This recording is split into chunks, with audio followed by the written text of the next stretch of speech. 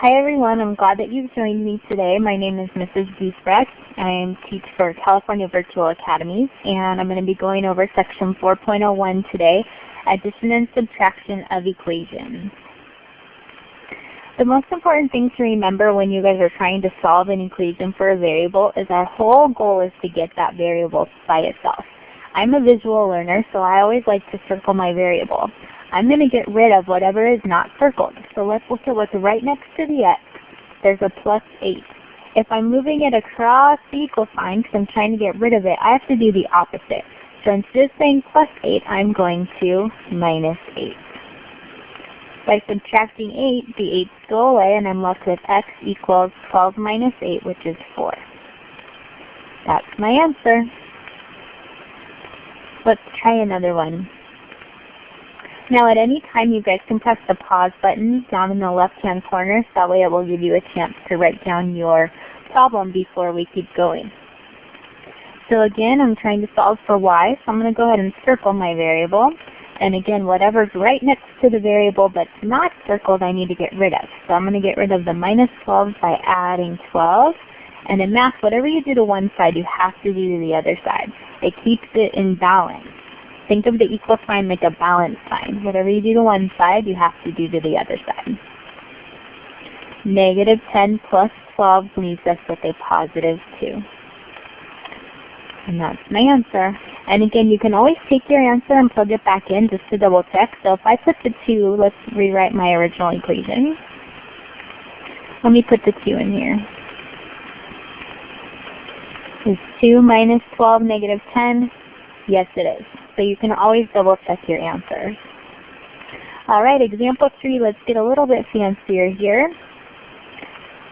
This time before I circle my variable, I need to get it outside of the parentheses. So remember order of operations, PEMDAS, P stands for parentheses. Whenever there's this negative right outside touching, here let me point, right here. Whenever you have a negative right outside of a parenthesis, that means multiply. Think about in math. Anytime two things are touching, it means multiply. So there's really a number right here. So let's put in what number should really be there. This is the same as having a negative 1 here. Now, how do you get rid of parentheses? We distribute. So negative 1 times negative w gives us a positive w. You could say 1w if you want to. Negative times a negative is a positive. And negative 1 times a positive 8 is negative 8. Let's go ahead and drop down the 3 and drop down our equal sign. Now this looks like the type of problem that we've been doing on the last 2 slides. So I'm going to circle my variable. It doesn't matter which side of the equal sign your variable is on. It's still the same thing. So let's look at what's next to the w but not circled. There's a minus 8. And again, to get rid of a minus 8, the opposite would be to add 8. 3 plus 8 is 11. 11 equals w. Final answer. And again, if you want to plug in the 11 in place of w and check your answer, you can definitely do that. Example 4. This example has absolute values around it. Okay. The absolute value of x plus 6 equals 10. Let us go ahead and circle my variable. And let's move whatever's not circled. So let's move the plus 6 to the other side. The opposite of plus 6 is minus 6. So I'm left with the absolute value of x equals 4. Okay, let me give you this in multiple choice form. We're not done solving yet, but I'm going to give you a couple answers. Is the right answer 4, negative 4, 4 or negative 4, or none of the above?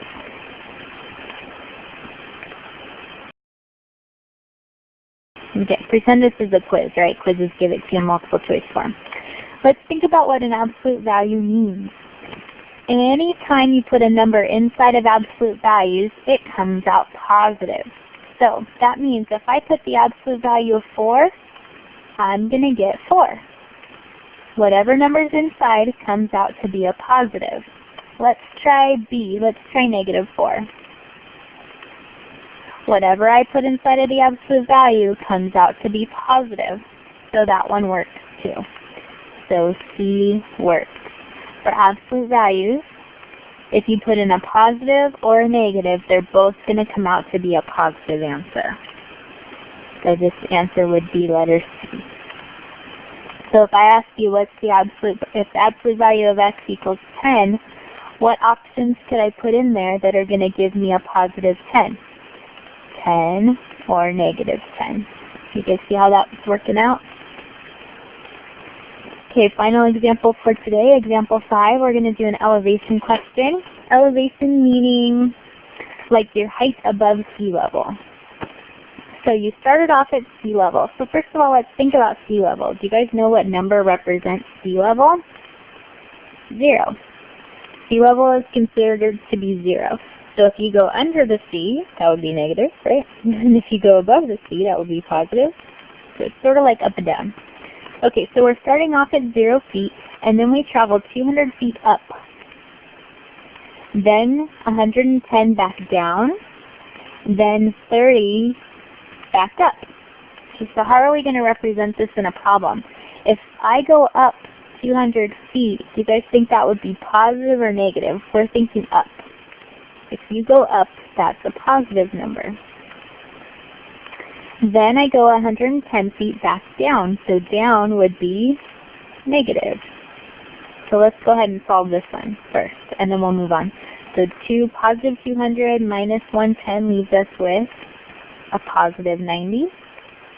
And now let's do the very last part. And then I go 30 feet back up. Well, again, up means positive, so 30 feet back up, I'm going to add 30 more. So my ending value, my ending elevation is 120 feet above sea level. Okay, so the main thing to remember is anytime a problem says up, that's going to be positive, and down is going to be negative. Alright, thanks for watching this recording. You guys do great on your quiz today. Bye-bye.